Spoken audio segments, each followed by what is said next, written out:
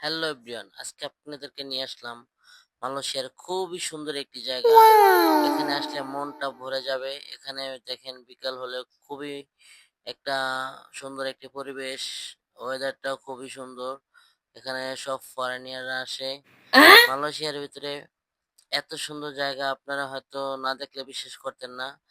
এখানে আসলে মনে হয় যেন একদম ইউরোপে চলে এসেছি।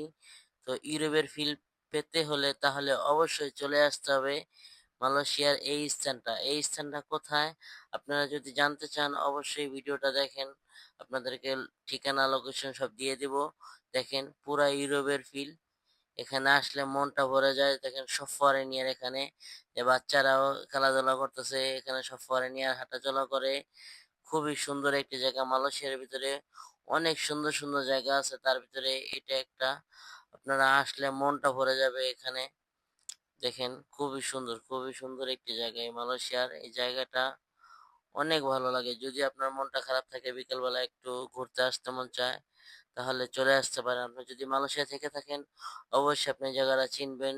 এমন কোনো লোক নাই যে এই জায়গা চিনে না। অথবা যদি আপনি না চিনেন কিভাবে আসবেন? ভিডিওটা দেখলে অবশ্যই আসতে পারবেন।